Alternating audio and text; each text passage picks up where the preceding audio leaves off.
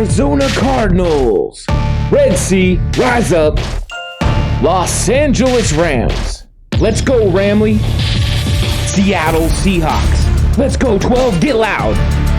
San Francisco 49ers. Home of the faithful.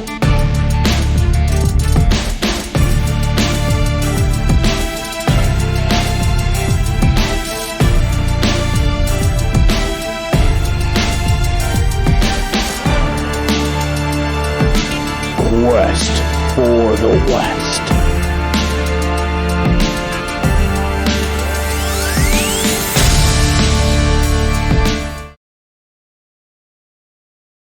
It's time for Quest for the West. We got two of us on today. Sam had a little bit of a hiccup. He's not going to be able to make it in today. And I'd say, okay, let me know how he was feeling about his Seattle Seahawks after that tough loss to the Los Angeles Rams. And not just a tough loss in the sense of an actual L on the scoreboard there, but a tough loss in the fact that Russell Wilson may be out 6 to 8 weeks. Evan, how big of a shakeup is that? Because I'll tell you what, man, I saw the injury happen live and was like, that doesn't look too good. Maybe he got lucky and it's just a dislocated finger. And then the fact that he couldn't come in, he was struggling to grip the football. He's going to have he had surgery to put a plate in there. And man, this could have a major impact on the entire NFC West. It absolutely does. I mean, in my mind, it automatically drops them down to the bottom.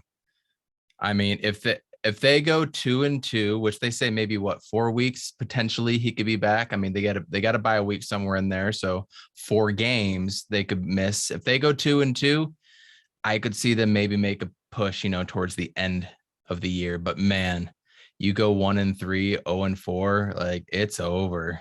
In this West, it's over. So big shakeup, big news, and very unfortunate for Seahawks fans. The only bright spot, and it's the point that you just made there, is the fact that he could be back in 4. If he's back in 4, it's not the end of the world, because up next they got the Steelers, then they got the Saints, the Jags after that. So maybe Geno Smith can get something done there. It's going to be a little bit of a short week for them that week, but you know what? Maybe he can find a way to get something done there, and then they have the bye week. They have their bye week that 4th week. So if he can be good to go 5 weeks later, he comes back against Green Bay in Green Bay. The only problem with that is November cold weather in Green Bay, dealing with that finger and the plate there in the hand. That would not be something fun to deal with. No, you got to love it. You got to love Lambeau in the November, December months. There's nothing like it.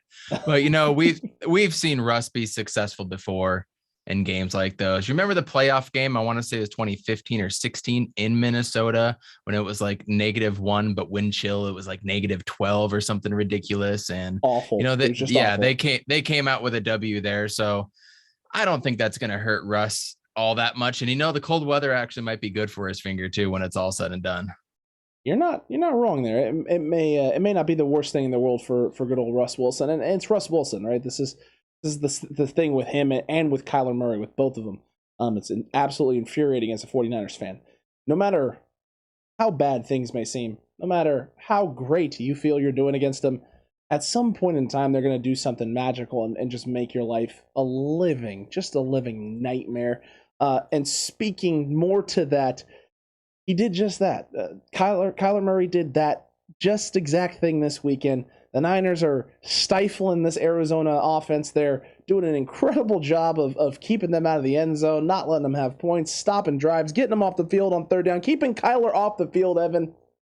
And it just doesn't matter because late in that game, an absolutely beautiful ball off of his back foot in the corner of the end zone to DeAndre Hopkins, with Josh Norman blanketed all over him. Josh Norman had great coverage. It doesn't matter against D-Hop because whether it's a Hail Murray or whether it's just, one-on-one in space, D-Hop's going to come down with a lot of those balls. Absolutely. Kyler Murray did just enough. And I was live tweeting during the game. I was upset at this game. Like, look, we know when it comes to NFC West stuff, a lot of the wins and the losses are going to come in the trenches, right? San Francisco has arguably the best defensive line. I don't know if a lot of people are really going to argue that with a lot of people that actually know football. And this is actually a win that the Cardinals haven't been able to do in previous years. So looking back on it, I'm very happy with the performance. I mean, a win is a win. An ugly win is better than a beautiful loss or coming out with moral victories, right? But Kyler Murray made quite a few mistakes. He tried to do too much. He missed DeAndre Hopkins earlier in the game, which led to the field goal to go to 10, and he knew it. I don't know if he was 100% there for that game. It looked like he was just off. But then you see the play to Rondale Moore where he gets it and drags his toe. And then you see a play like that to DeAndre Hopkins. So it's like, you can look like trash for 98% of the game, but Russell Wilson and Kyler Murray and those type of cats are going to come back and they're going to finish off drives, or they're going to make those spectacular plays off their back foot, throwing behind their back, right? It's just what they do. So I went off on a little bit of a tangent. I don't know if that answered your question at all, but here we are. It definitely did. And this is something Ant and I have been talking about pretty much all week in regards to this game and what it feels like has been going on with San Francisco now for the better part of 3 weeks, even 4 weeks. I'd take it back so far as, that the game against the Philadelphia Eagles. It doesn't seem like the 49ers offensively make plays in crucial situations in which they need to make plays. They put themselves in fourth and manageables and positive yardage and positive side of the field. They put themselves in third and manageables, third and shorts, second and shorts. We got a 1st and 5 at one point and then weren't able to convert and got ourselves to 4th and 2 on the same drive. Got a couple first downs, get you guys on a penalty. We're sitting at 1st and 5. This should be a guaranteed, we're moving the sticks here. We end up in a 4th and 2 and don't convert. That those types of things just continually seem to happen to San Francisco through this first few weeks of the season.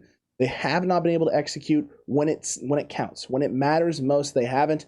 And the Cardinals have consistently, game in, game out, week in, week out. It doesn't seem to matter who the opponent is, what they're facing, what odds are stacked against them, whether they're playing great already or whether it's the Jacksonville game where things aren't going well early.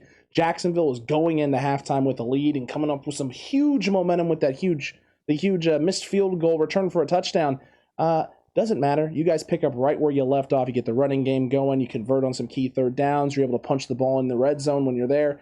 All of those things are boding well right now for Arizona. Speak to that. I want to hear from you about how you feel about that with this Arizona team this year, because in years past it felt like you guys didn't make those plays when you needed to, and this year it seems like every time you need one, a big play, a big opportunity, you have someone stepping up, and it's not just one guy, right? It's not just D-Hop. You got a cast of characters who are doing it. Right. To speak on what you first touched on, that 1st and 5 and couldn't convert, let's make no mistake about this. Whoever won this game, that defensive line was the MVP for both teams. The defensive line won this game for the Arizona Cardinals. They made enough plays, and right behind that, it was Isaiah Simmons stuffing Trey Lance on the goal line, and then went into concussion protocol and seems to be okay. Haven't heard too much about him so far. That's good news. Yep. He made a lot of plays in space when he needed to. As I said, I would rather let Trey Lance try to beat us on the ground than try to beat us in the air, considering Marco Wilson was out and Byron Murphy was out. And that seemed to come to fruition and almost bit us in the butt. Almost did. I mean, I got some things I do want to say about Trey Lance. It was an impressive first start for him. But the Arizona Cardinals are just figuring out ways to win, and that is championship football. The defensive line came up and they won this game. Kyler Murray won a few games. The ground attack a few games ago won us one. So it's not just one player. It's not just one group. It's not just the offensive line or what have you. It's a collection of team. And the team has bought in. Everything that I read post game and yesterday, the whole team has bought in. It doesn't matter who's on the practice squad. If they're going to come up and play, they're ready to play and they're ready to go. And that is championship winning football. You love to hear that as a fan. You love your players saying that if you're the coach. And it's something that we haven't seen. It honestly reminds me of your guys' Super Bowl run a few years back when things just went your way. Right? It just made happened. Plays when he needed to. Yeah. I mean, every time we needed to make a play, every time we needed a big stop, it happened. And the sad part is this year is the Niners defense has kind of lived up to that billing despite missing guys. Absolutely. We've gotten key stops in goal line, red zone situations, fourth downs, third downs, getting us the ball back. The Dante Johnson strip there against you guys after failing on a fourth down, literally like a play or two later, it gets the strip. I'm like, all right, we're going to go down and punch the ball in right here. This is it. This is it. Defense finally did the thing we've been asking for weeks now. get a turnover. You finally got one. We got it at midfield. Momentum's in our favor. Let's do this. Let's go. 3 plays later, we're on 4th down yet again and sitting there going, are we going to even freaking convert this one? And we don't. So it's just it's one of those things, man. Were you surprised how many times you went for it on 4th down? No, really? not at all. I'm not. I think Kyle wanted to do one of 2 things in this game. He wanted to accomplish one specific thing, and that was letting Trey and the rest of the league know how much confidence and faith he has in Trey Lance. Putting him out there in those situations that he did, where it's 4th and manageable, positive side of the field. He wanted everyone to know that, hey, if it's 4th and 5, if it's 4th and 5, 50-yard line and in, I think this kid can get us that 5 yards, or at least help us get that 5 yards with this offense. Obviously didn't work out the way he wanted it to work out. We only converted on a couple of those opportunities. But it's funny because a lot of the play calls that he called that got stuffed on 4th and 2s, 4th and 1s, 4th and 3s, a couple times where Trey had the ball and was running. One of them, the Kyle Juszczyk sneak that they tried that didn't work. And I think that was Budda Baker that came in and just blew that up from the safety spot. It was beautiful from him. A couple of the other quarterback designed runs, though, that he ran on those plays later in the game on 3rd and longs or 2nd and longs, they drew up and dialed up and were able to get a lot of yards on those, 8 or 9 yards. So I understand why Kyle's sitting there going, hey, we can run this quarterback power here, a play that I typically draw up and is designed to get 8. We can scheme this up and block this to make sure that we get 2. It's just guys didn't execute, guys don't win. And like you said, right, the trenches were going to determine they were going to be the MVP. On those key downs and situations where you guys needed to make sure we didn't get yardage, you needed to make sure the 49ers are getting off the field here. We're giving Kyler Murray the ball in positive field position and great position to go strike and put this game out of reach. Your defense stepped up and executed. They absolutely did. Everybody from Zaven Collins to Isaiah Simmons, Robert Alford was huge back there. Our only starting cornerback was out there playing, and he had a wonderful game. Marcus Golden stepped up, but then Zach Allen came in late and got a sack there. Jalen Thompson and Budda Baker were absolutely huge, and I got to give it up to you guys too. Fred Warner was all over the field that game, and so was Jimmy Ward. Those guys played absolutely wonderful, and I can't say enough about that 49ers defense, the way you guys stifled us. But on the flip side, when Max Williams goes out and then like a handful of plays later, Rodney Hudson goes out, I thought that was it. I really did. Well, you kept talking about the interior and how strong the interior had been. And when Rodney Hudson went down, I was sitting there going, all right, this is it right here. Floodgates opened up, dude. They just opened up. The very next possession, we were back in our own end zone, and Kyler was running for his life on 3 straight plays. It just opened up for them. And then they were able to adjust. They did some things. Max Garcia, the Riley veteran, came in and looked like a deer in headlights.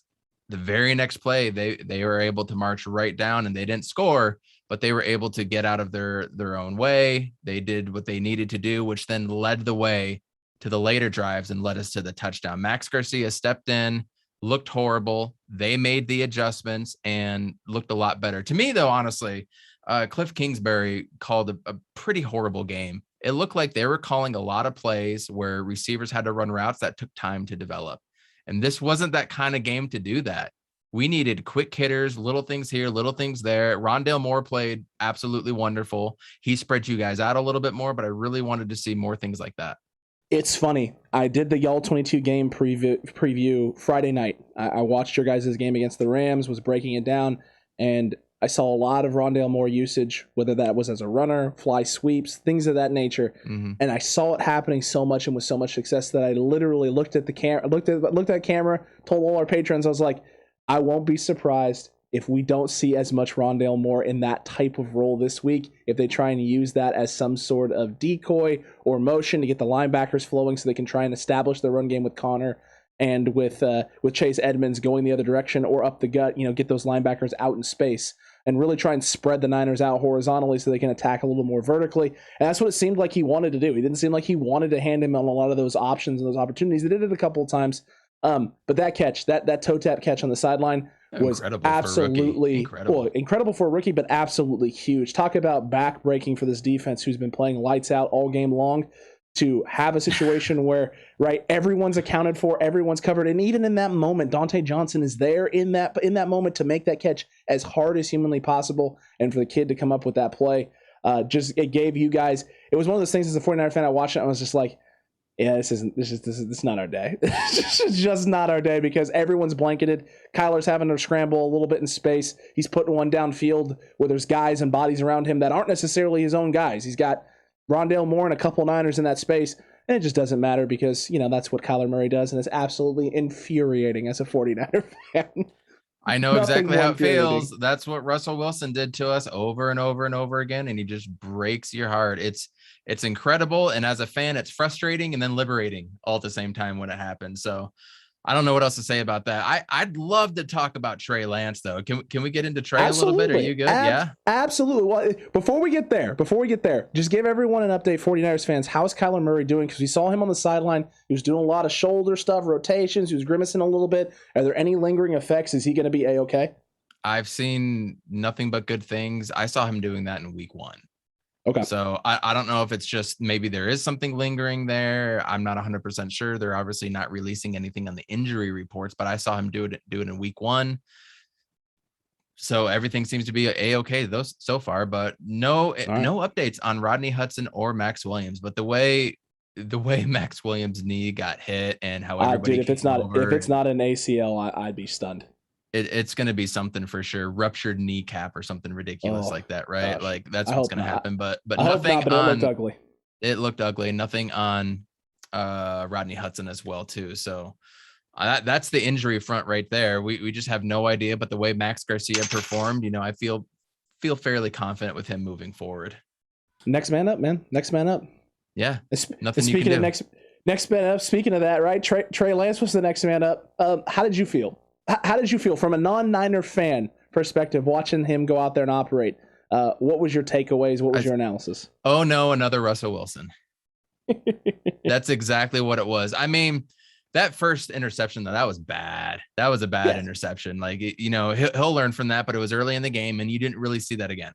Only got sacked twice for not many yards either, by the way. He looked composed for the most part, especially when he was running and ready to go. But maybe his reads, I mean, we're not in the room, not 100% sure what they were trying to do on some of them. A lot of his reads and throws weren't 100% there. But I also got to give credit to that, and I think everybody has to the D-line and the QB hits that he was getting, because he was getting hit, dude. Whenever he was running, dude wasn't sliding either and protecting himself. He was going for it and he was getting hit, right? And then when he would try and let it fly, he was getting hit right after. So I'm sure a lot of the short throws, whether it's miscommunication, what have you, he felt that pressure, and that time in his head was ticking down faster and faster with each snap. But for the most part, considering who he had to play against, I thought it was definitely something to build upon. I don't know if 49ers fans are going to go, this guy sucks, this and that. So I kind of want to get your pulse on that. It's 50-50. Niners fans, it's 50-50. No. It's there's been the absolute crazy takes where I've seen people have been like, this dude's trash and it's time to move on and you got to cut him or get rid of him. You got to trade him. I've seen the other takes who walked out of that game like, oh, this guy is already the bona fide starter. He's great. He's incredible. Like, there were no mistakes. And it's like, okay, let's pump the brakes a little bit, right? Like, there was a lot of good. There was definitely some bad. There's definitely some things he's got to work on and improve. But there were definitely all the qualities that you look at, right, and watch and go, okay, that's what makes him so special. That's what makes this different. And it's very obvious that the playbook was limited.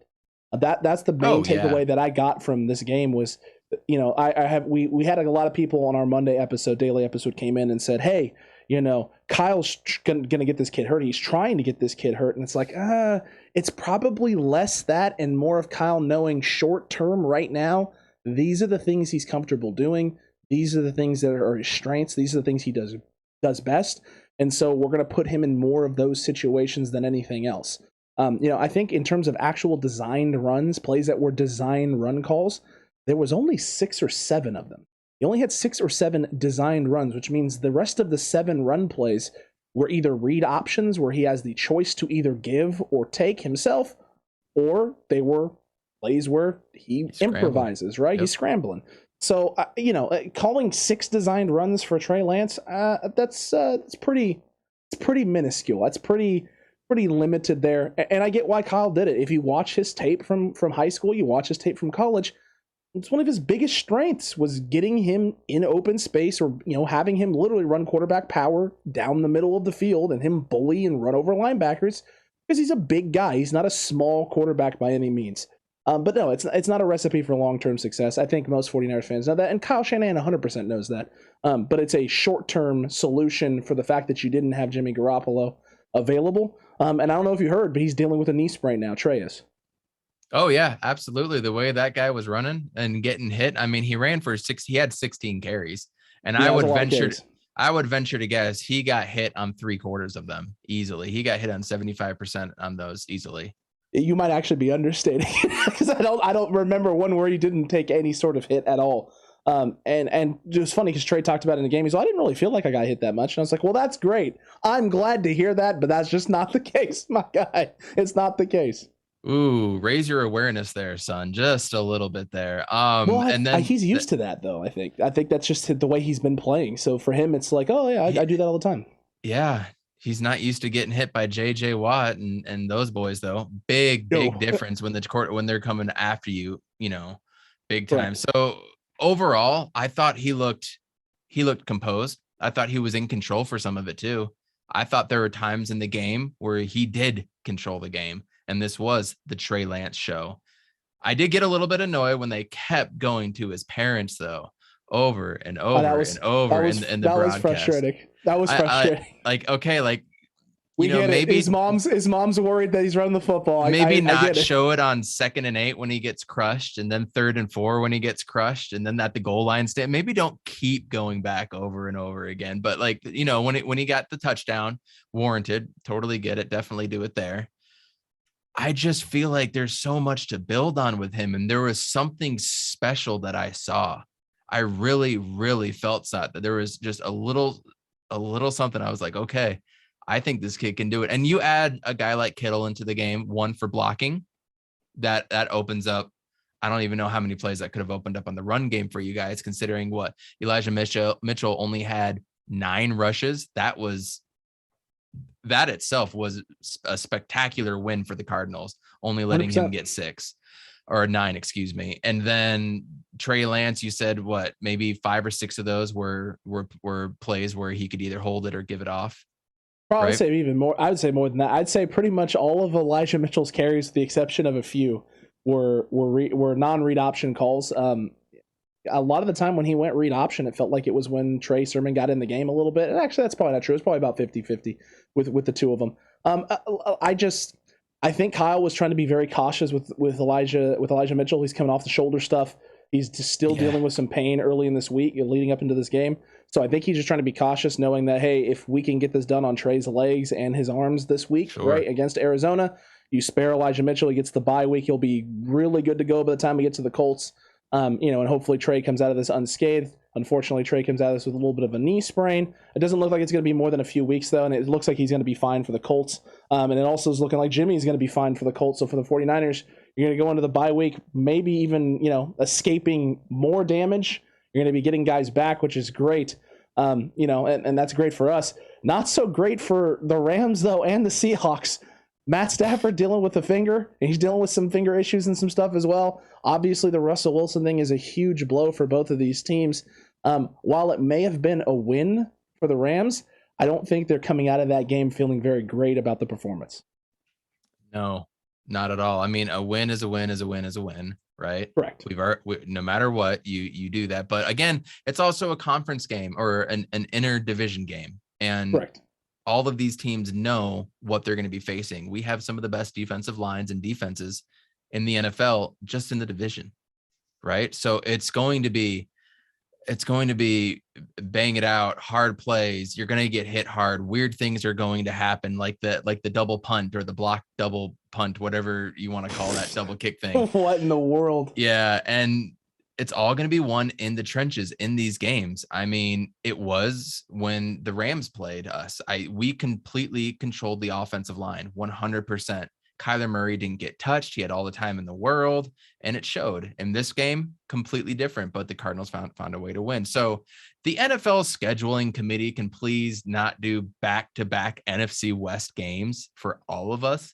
That would be absolutely great because these teams need a break. I don't feel confident about the Cardinals going into Cleveland now next week, especially with Chandler Jones and COVID protocol. Now he tested positive. Oh, so geez, not having Louise. Chandler Jones is going to be huge for us. I mean, we can definitely pull it off. We're finding ways to do it, but we're 5-0, you know, at some point, you know, you're not going to go 17-0. It's not possible. I don't feel confident. The Rams shouldn't feel a whole confidence boost either coming out of that. But again, the only good these news division for the Rams, games, bro.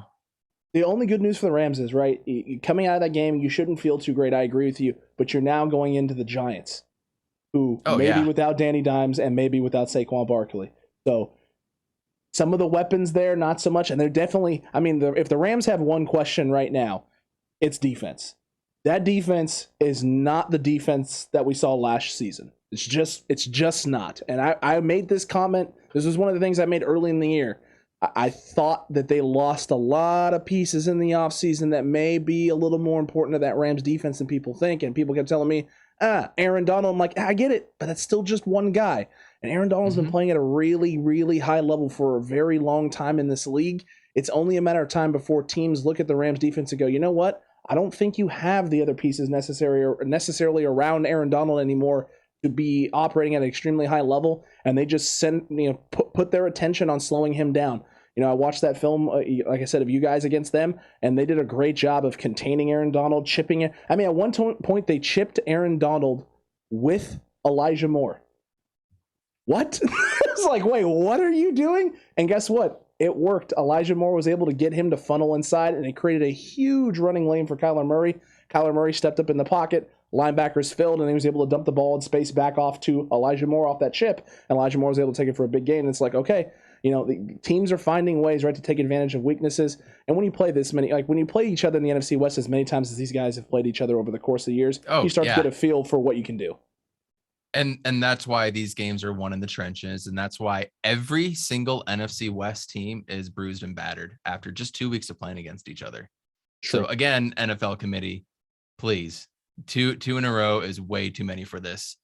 You guys, on the other hand, I got to speak to your 49ers fans. 49er fans, I don't like y'all. I don't like the Niners. But if you don't back up Trey Lance right now, you guys are absolutely insane. I saw something special in that kid. You were playing against one of the better defenses this year. I know it's the Cardinals defense, but this is one of the better defenses and one of the better defensive lines right now as well, too. Give him a chance. He didn't have any time back there. That clock was going off sooner and sooner every single play. And let your own team just get healthy. Let George Kittle be out there, you know. Let all your offensive linemen be out there and give him a real chance because he's going to be special, man. I promise you that.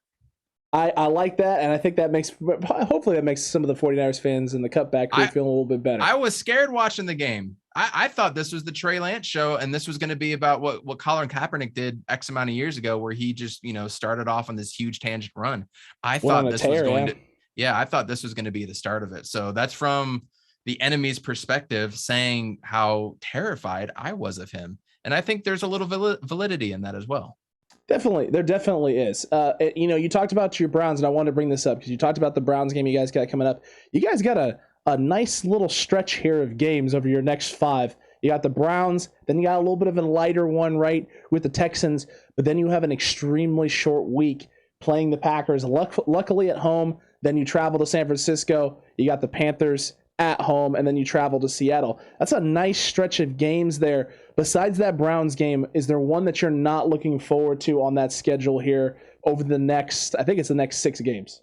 I mean, the Texans one, you hope that would be a dub, right?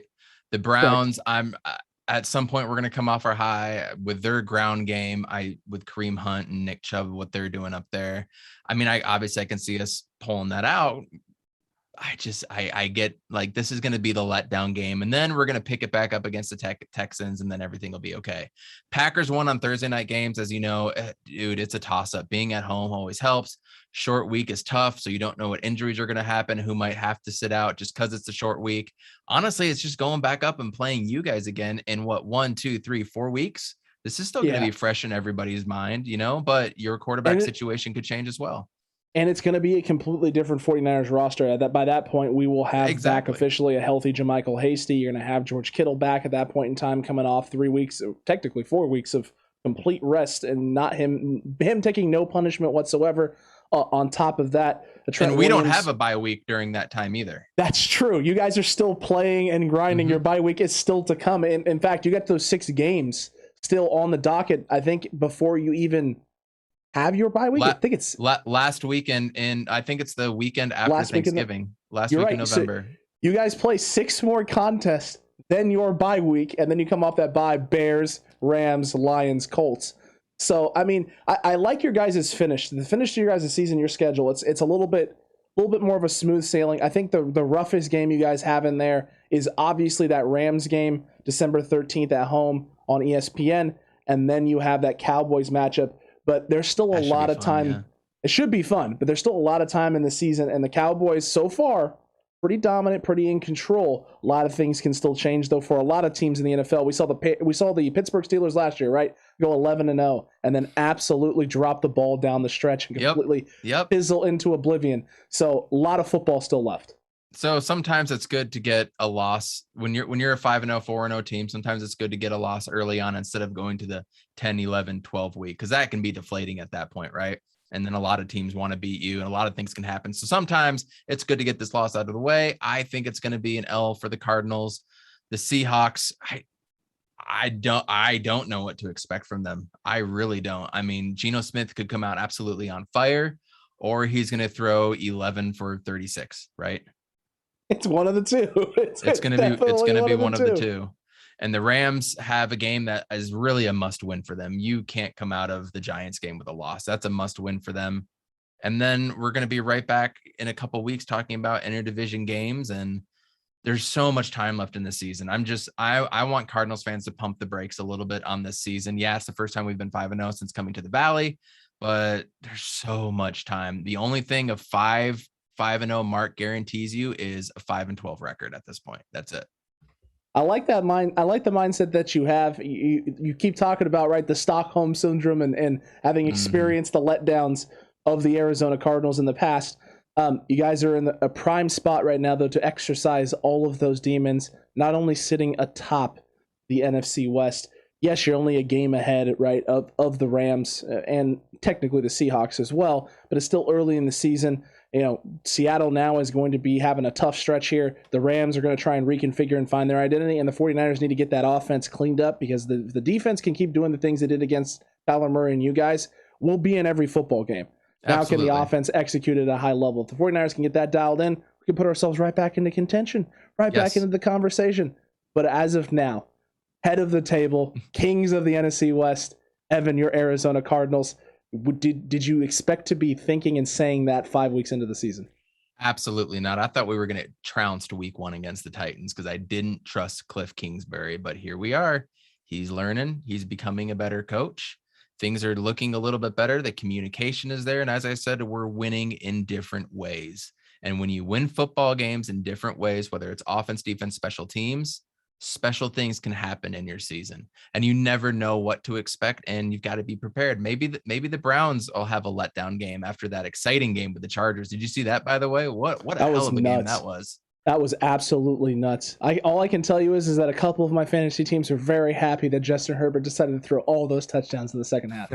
That's about it. That's about it. I didn't play anybody on either of those teams, and I am very happy about that. So anything can happen. But you got a nice break in fantasy. My God, you didn't have to face none of them. No, it's the weirdest fantasy season for me. We have 12 teams. I've scored the 11th most points. I'm all the way at the bottom, but I've had the least amount of points scored against me. Oh my God, are you undefeated? 4-1. Oh my gosh, dude. So, but every week I've not played a correct player and I've left like 20 or 25 points on the bench too. But that happens to freaking everybody. That is for sure. I think I'm in 5 different fantasy leagues this year. If you take out the league that I'm the commissioner in, if you take that league out, my record sits at because 2 of the leagues have you play against the median and you play against an opponent, so you can get 2 wins every week. If you take all those games into account, those 4 leagues, I'm like 27 and like 6. I'm just killing it. I'm just killing it. But the league I'm the commissioner in, 0-5. 0-5. I got 5 guys on IR currently. Man, the more I think I know, the more I know I don't know. So I'll just leave you with that. And it's impossible. Fantasy football is impossible. The NFL's too crazy to try and nail any of that down. But we can nail a few things down. The NFC West is tough, right? This has been a really fun season. I feel like more in recent memory. Last season, the COVID season, that didn't count. But every other year since then, I've been a huge fan. Getting Red Zone and getting a good breakfast ready to go for Sunday. Got your coffee ready to go. Let's have some fun. But this season specifically seems like a little bit more fun. Unfortunately, the yellow laundry that the referees keep throwing out there just keep on coming. They almost took over the second half of that game. By the way, between us, they tried. That was ridiculous. So hopefully that can go down a little bit. This has been an exciting year. We're only on week 5, baby. We still got a long way to go, man. We still got a long way to go, but it's going to be fun. This season goes into the beginning of December too, or January. 1/9 is the last Sunday. 1/9. So long to go. Plenty of time still to go. Evan, man, cannot thank you enough for coming in and dropping by like you always do. Let everyone know where they can find you. At He's on Fire Podcast, which is the podcast that I am on YouTube, Apple Podcasts, Spotify, all that good stuff. You can also find my personal account on Twitter at Coach Evan B. I am on there quite a bit, so follow me for my bad takes. There's some good takes on there, man. There's some good takes on there. Always check out Sam too, the Always Compete Seahawks podcast as well. He'll be back on next week, ready to go, good to go. We'll have a fun conversation next week, especially since we get to see a little bit of what the Seahawks are like now post Russell Wilson and then the Geno Smith era. It'll definitely be exciting. The 49ers won't have much to talk about. We'll just be getting healthy, but a lot of things to talk about with the rest of the NFC West. We'll see you then, Cutback crew. Evan, always a pleasure. And the quest for the West is just heating up.